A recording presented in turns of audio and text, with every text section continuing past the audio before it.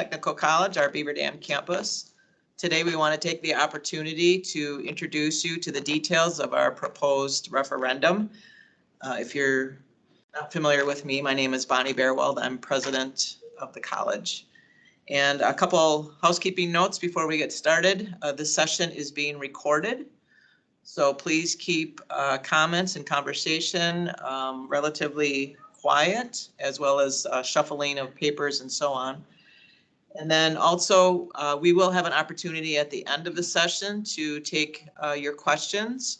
We'll start with anybody who's online first, and then we'll go into the audience here as well. So with that being said, we want to take a little bit of time and opportunity to introduce you to our college community and some of the comments some of our stakeholders have shared about us.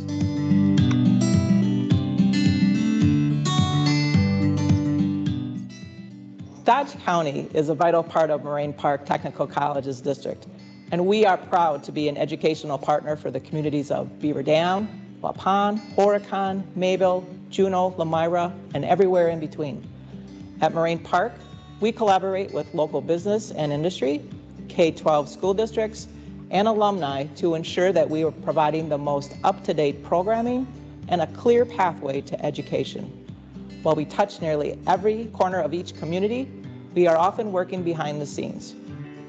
Today, we are sharing our plan and need for growth. Our hope is that through this process, you can see how Moraine Park benefits you and your community now and for many years to come.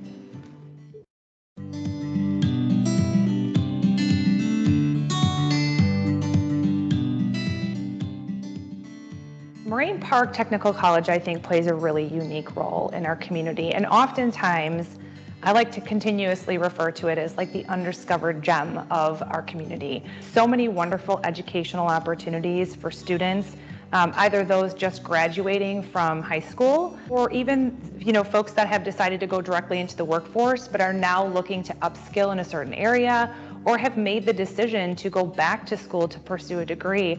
MPTC plays that role and fills that void in our community. And I'm not sure that everyone always completely understands the vast array of available degrees, certificates, advanced training that is right here in our backyard.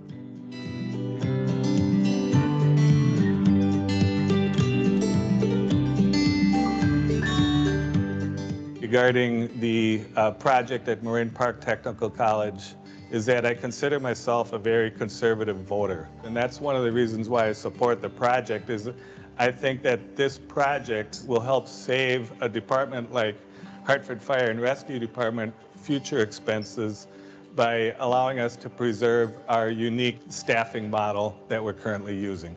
Almost our entire staff, which is 65 employees, that have had some education completed through Moraine Park Technical College.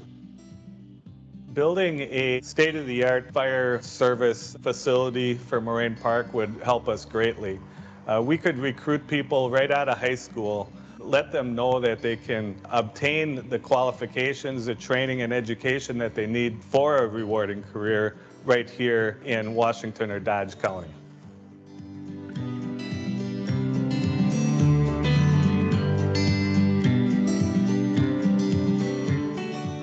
Supporting Moraine Park and their mission of helping students learn, helping students transition into different careers is paramount. Our economy will continually change. The skill sets needed for different careers and jobs will continually change. What I really like about referendums is it's the communities that get to decide, do we want this? Do we want to improve ourselves based on what they're saying? Do we want to be a better place for people to learn? Do we want our technical colleges to be something that's state of the art that people come to, that our own people, our own residents can utilize, that can make our workforce better? And if the answer is yes, then people will support that. And having those four counties together, it really lightens the load for an impact that could be huge. One way that I can say to people about finding the value in what Moraine Park is all about is, go down 151 and look off to your right-hand side in Beaver Dam and see what's there. And see the amount of cars that are there and learning going on. Come in on Highway 23 in the Fond du Lac as you're going through town. Go off of 45 when you're down in West Bend and see what's happening there.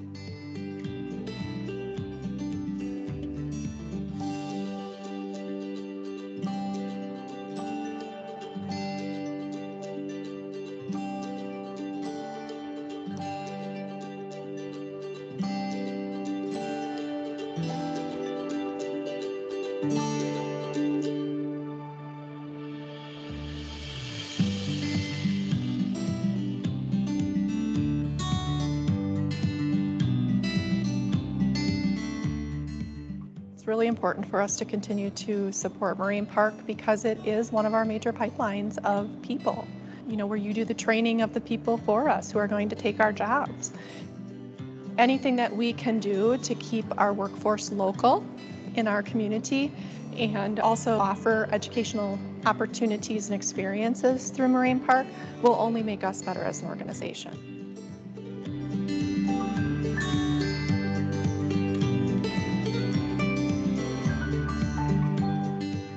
Mercury Marine has a training center at the Beaver Dam Moraine Park campus. We go through and bring technicians in from around the United States, and they get actual hands-on training with engines. The Beaver Dam facility really provides us the opportunity to get additional training done here in the state of Wisconsin.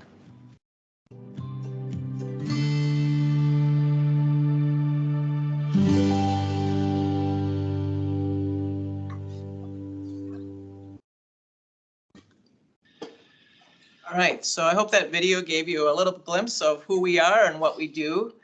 I also wanted to take the opportunity to share a little bit about our mission and our vision statement. Our mission really is to create innovative learning experiences for all of our learners, regardless of their age. And so we take great pride in that and making sure that we have state-of-the-art technologies and learning opportunities. And our vision really is centered around lifelong learning. So we're not a college that just educates 18-year-olds and the young adult. We are here to manage and ensure that our workforce, regardless of what your age, has the opportunity to come back and get reskilled and upskilled, depending on what the changes are in our economy and our work environments. By state statute, our purpose is defined by the legislators threefold. First of all, we're to provide occupational training and retraining for the residents within our district. It's very boundary driven. So again, we're a taxing organization that is meant to meet the needs of our residents, not necessarily the region or the state or the Midwest or anything like that. We focus our education on technical, skilled, and semi-skilled occupations. So secondly, we also provide customized training, and you'll hear a little bit more about that. So we have a separate division at the college that just deals with customized training for our employers. And so we go out and actually sell curriculum training to our employers. We either provide that training at their site or we bring the workforce here and train them at our site. So that's the second thing we talk about today. And then the third thing is really we are statutorily required to contract with the K-12 schools, primarily the high schools, to provide advanced credentialing beyond the high school curriculum. So you hear about that as well.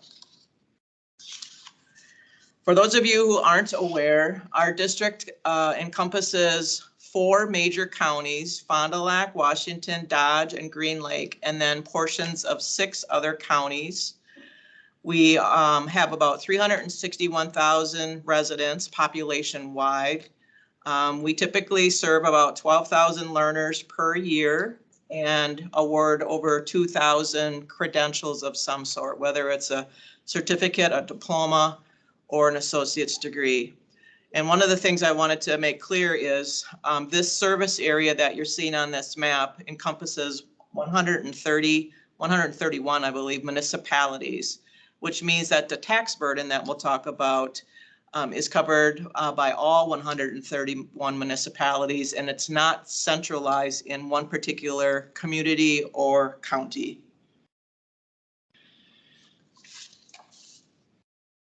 So on Election Day, which is a little over a month away, on November 8th, you will see an actual question on the ballot, or perhaps you absentee voted, you would see a question on the ballot asking for support for a $55 million referendum for capital improvements. So it's just facilities, it's not operational.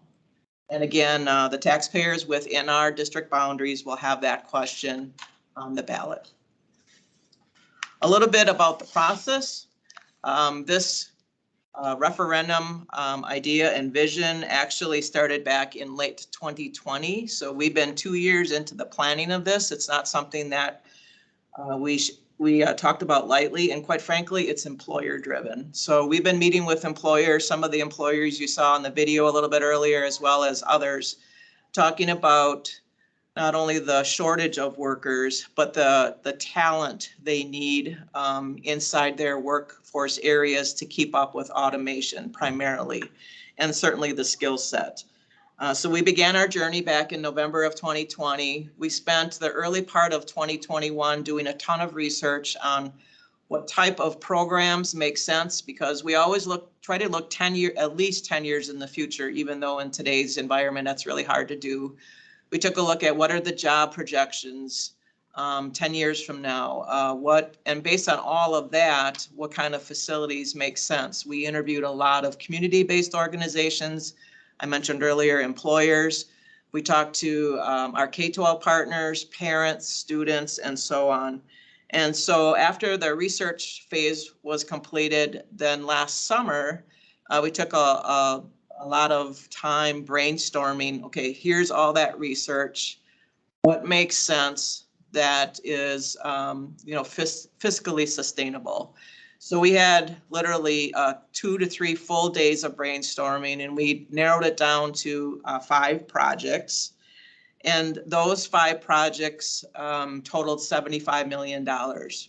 And this last April, we actually sent out a survey. We're working with a consultant. We sent out a survey to 10,000 randomly selected registered voters within our district, and said, here are 5 projects we're interested in doing. Here's what the impact would be both fiscally and economically to our communities. Do you approve of these, or would you approve of these, or not? And the survey results came back and said, we would find favor in 4 of the 5 projects, not all 5. And we would not be in favor of $75 million, but the surveys shared that the price would be no more than $55 million. And so we took that information to our board back in May and June, and we had our public hearing in July. And at our August board meeting, the board did approve moving forward with the referendum question on the November ballot for $55 million. So we talk a little bit about the need. I mentioned a little bit earlier, I don't think there's anybody in this room or online that doesn't know we have a workforce labor shortage. It's really a shortage of bodies, not necessarily talent, but the employers tell us that the talent they are hiring or that they will need in the future has to be more upskilled, more highly skilled. Additionally, the college as a whole has never had referendum debt. And by statute, a lot of people don't know this, by statute, we are capped at $1.5 million of expansion dollars every 2 years per campus. So $1.5 million may have purchased a decent footprint several years ago, 30 years ago, but today not so much. The cost of construction has increased significantly, and we are seeing more and more of our facilities needing a revamping for programs, primarily remodeling and some expansion. I will tell you that some of our neighboring districts have had successful referendums, and they are attracting and recruiting a lot of the learners within our community, particularly here in Beaver Dam. Our neighboring college is Madison Area Technical College. A lot of our learners will go down there. And so we want to make sure that we're able to compete to keep those learners and those workers here in our communities, so that our employers can at least keep the workers in this community, and hopefully they continue to live and work in this area and surrounding communities. So again, a lot of need there. One of the other things we talk about is automation and robotics. That's an area, particularly in our manufacturing base. And if you're not aware, we are kind of in the belt of manufacturing per capita, almost primarily number 1 or number 2 in the nation. Nearly 30% of our employer base is manufacturing. So there's a lot of need out there for manufacturing-based workers. Healthcare is another area of concern. And so we want to make sure we address their needs. Apprenticeships is kind of a new thing that's taking a lot of interest from our employers, not just in manufacturing and construction, but in other areas like business and IT. Some of the medical programs are expanding into apprenticeships. This referendum will help us to address allowing us to bring in more apprenticeship training as well. And just quite frankly, some of our spaces are quite beautiful, but some of our spaces are aged and tired and need a refresh, not only of remodeling, but equipment and technology as well. And then the last thing I would share is we really don't have expanded space right now for high school learners, as well as the incumbent workforce training I spoke about a little earlier. So we want to create spaces, get rid of the smaller rooms, create more collaborative learning areas, and allow our high school learners to come in here during their junior and senior years, get some advanced credentialing that particularly they're not able to get to at their home high school. I think most of you also know that high schools are struggling to keep career and tech ed teachers and some of those advanced credentialed faculty, and you need that credentialing at the high school level in order to train our curriculum at the high school space. So without those faculty, and again, trying to get our high schoolers earning a credential, a workforce credential early on, so that when they graduate high school, they could have a college credential. They could either continue on at the college, or they would be credentialed and skilled up to the level the workforce or the employers need for their workers. So we want some spaces to allow us to do more incumbent worker training and high school learner training. Currently, that space is not set up that way. We talk a little bit about this. A lot of these presentations, people ask me, what if the referendum doesn't pass? You know, what's your next step? Our next step could be we would come back to you in 2 more years and ask again. Or the next step is really we just continue to remodel $1.5 million at a time, and we will fall behind. It would take us 15 to 20 years to get to some of the remodeling spaces we will be sharing with you in a minute. But quite frankly, anything that's addition work, we would not be able to accomplish. The only other option we have is to raise donor monies for that price tag or seek the referendum. So the projects, there are 4 projects that remained after our questionnaire. I'll go through each one in particular. Again, the price tag for all 4 is $55 million. So the first project I want to talk to you about is, we call it our Advanced Manufacturing and Trades Enhancement in Fond du Lac. And we call it an enhancement because it's a combination of, it's primarily remodeling with some addition dollars. So one of the first things I want to talk to you about is the fact that our research shows that in the next 10 years, our district, so the map again, looking at primarily the 4 counties, our district will have 14,000 job openings in the next 10 years in the manufacturing space, 14,000. So this project in particular is a combination of a couple things. First off, we have a separate campaign going on to build a robotics and automation center at the Fond du Lac campus. That's separate from the referendum because I wanted to ensure that that project got built regardless of the approval of the referendum or not, because it's so critical to the workforce needs in our communities. But this referendum would provide some enhancements to that, and it also includes some infrastructure to that project, like a parking lot and some other things. Primarily what's in this project is a total remodel of almost the entire, what we call our manufacturing wing in Fond du Lac. So for example, in our automotive shop, we would add an opportunity to add an additional bay there for teaching on electric vehicles. We would remodel some of the other spaces to make them more open and collaborative, again, to allow us to bring high school and incumbent workforce training in our site and train at the same time. We also, believe it or not, have in our healthcare wing, which we'll talk about a little bit later, currently have our welding and our fabrication lab in our healthcare wing. So the remodeling on our manufacturing wing would allow us to pick up those 2 lab spaces and bring them over to the manufacturing spaces where obviously they make more sense, create a much more effective and efficient training and lab environment for our learners. So again, the addition itself, which is, again is a campaign project, 15,000 square feet. The remodel is 30,000 square feet. Again, primarily to address the needs of improving that space, which is one of our oldest spaces in our Fond du Lac campus, create more efficient and effective learning labs for our adult and high school learners.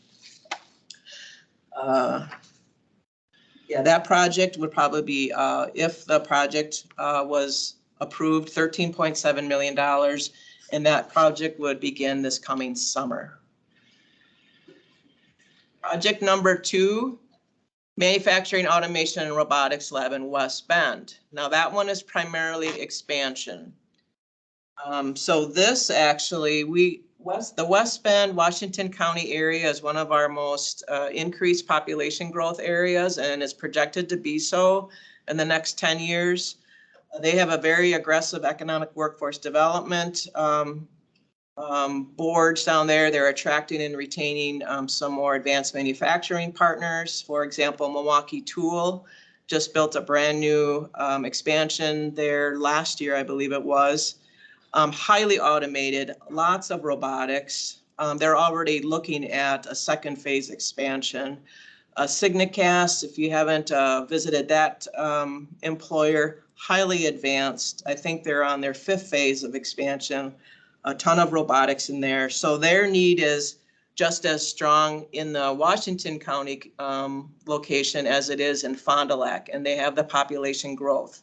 And so people ask me, why do we need 2 manufacturing and robotics spaces? First of all, a lot of the employers, their recruitment, especially in the technician space, is probably 20 mile drive.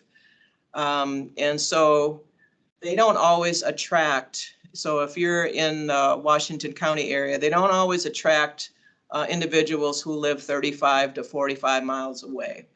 And then secondly, and probably more importantly, again, high school learners that we want to bring into our campus spaces, the high school administration and the learners themselves are not going to want to drive 35 minutes to go to a college class or classes during their school day, and then drive back to their high school for their extracurricular activities.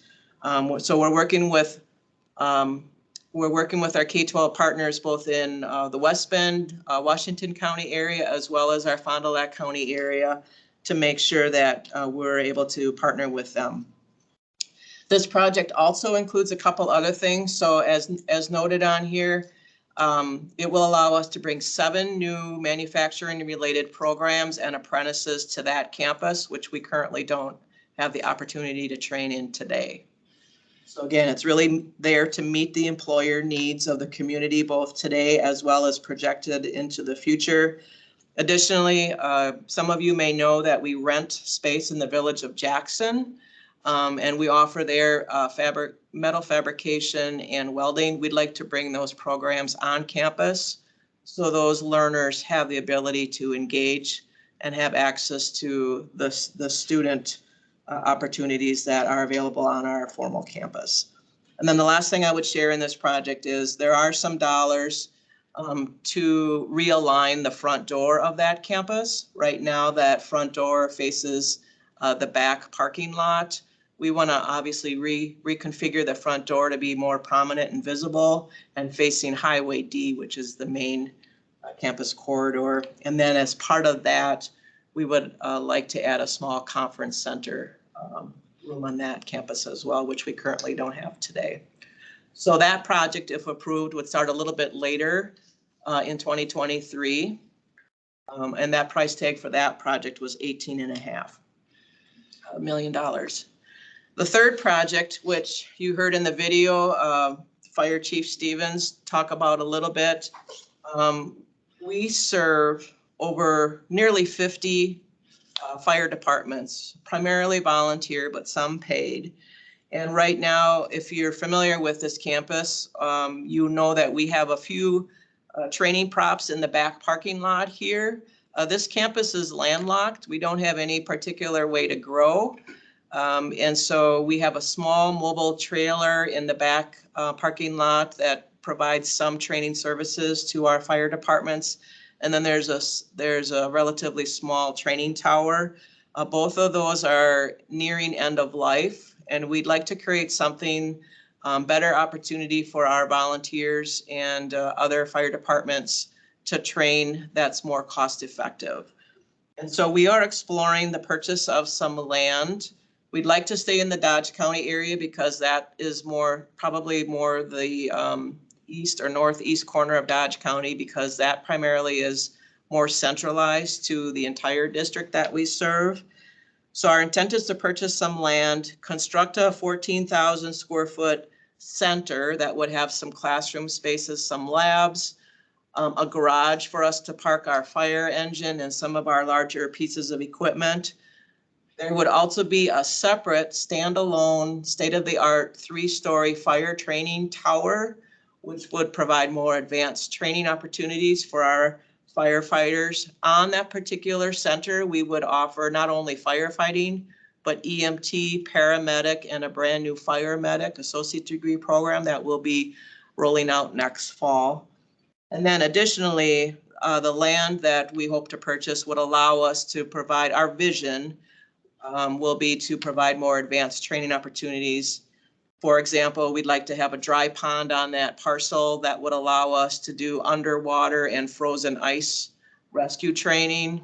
We would allow some props to do confined space training, maybe a rail car to provide rail car training, and a number of other props that we're researching right now. We have not yet landed on a parcel of land, but we are heavily into negotiations with the city of Horicon. And so we're pending a few things there, but that one looks to be most promising. We have had other conversations with other communities, for example, in Allington and in Lamira. So we're continuing to work on that, and we hope to have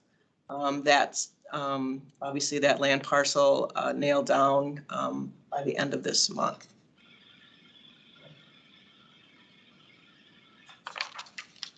And that project, if approved, would probably start later next year as well. And then the fourth and final project, going back to the Fond du Lac campus, is an enhancement project as well, which is a combination of a remodel as well as some new space. I mentioned earlier that there's projected 14,000 job openings in manufacturing, healthcare, 8,000. Again, just within our district, 8,000 expected job openings in the next 10 years. So this project in of itself would be a total remodel of 22,000 existing square feet to include the creation of a brand new health simulation suite. We heard about that a little bit earlier from Catherine Virgos, who's the president, and Angelia, I know, feels the same way. There's a real critical need for healthcare workers, especially in the technician space.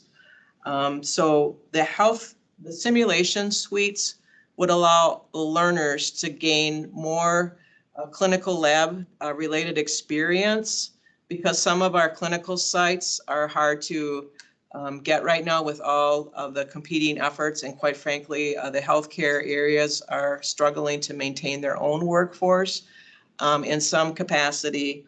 So again, this would allow us to continue to train our learners more quickly in a very safe learning environment with some very advanced learning scenarios. The simulations that I'm speaking about are very advanced. They do very sophisticated scenarios with those learners. It's quite frankly, it's very real life. And so we want an opportunity to create a space like that in Fond du Lac.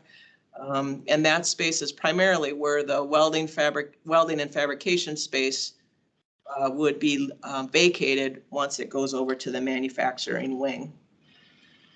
We currently offer radiography, medical lab technician, surge tech, and respiratory therapy programs.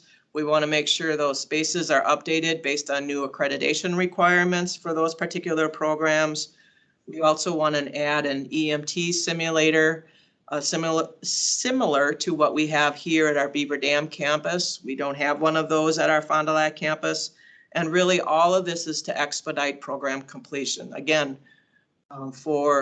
we can bring in high school learners for some of those career pathways. And again, meeting the needs of our employers in a more responsive manner. This project at a cost of $13.3 million. Let me back up, I forgot a piece. There's also, in addition to this project, 11,000 square foot addition for future programming. We know that the boomers will require different types of healthcare servicing as they age. In addition, we're also exploring doing something different, maybe with our early childhood program in space. So again, this project at a price tag of $13.3 million would actually be our last project. We probably would start this project in late 2024. So the tax impact, the important question. Again, this is a capital referendum request. So we would be issuing debt, at no more than 20 years. Our first borrowing would be next spring. We would not borrow the full $55 million up front because we have to have the projects defined, planned, and approved at our state organization before they can be put forward for borrowing. But if we did borrow all $55 million next spring, the next evaluation year, the cost would be 21 cents per $1,000 of value. It equates, as stated here on this slide, for $100,000 value, it's $21 per year. I will tell you that the college is very fiscally conservative, very strong financial statements.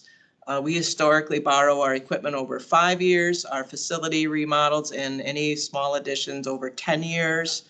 So I don't know that we would use the full extent of the 20 years, but that's available to us. And again, if we borrowed it all in 1 year, it would be $21 per $100,000 of value. Again, we probably would do that over the course of 3 years. And the last slide really is to just share, again, that we have a lot of information online. There's some, for those of you here today, there's some printed handouts for you to take to share with yourself and for your friends and family. But again, the election on November 8th will have a $55 million question. Either will be an approval of all 4 projects or none, regardless of where you live.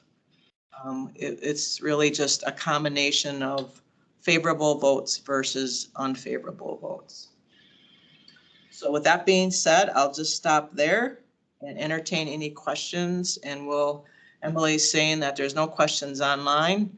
So folks in the audience, any questions from you?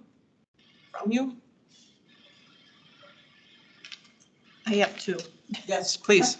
On the fire training facility. Yes.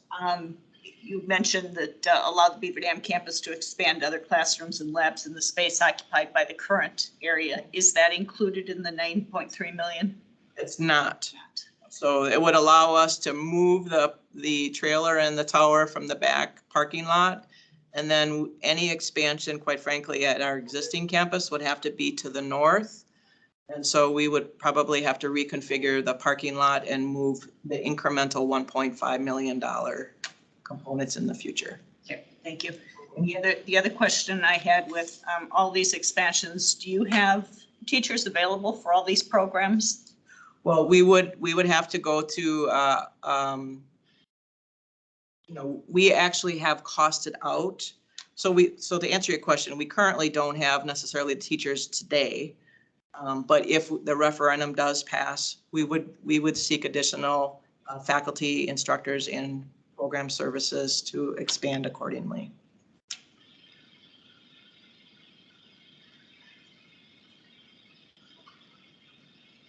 And none of the referendum encompasses any of that. That would be covered by just our traditional budgeting process.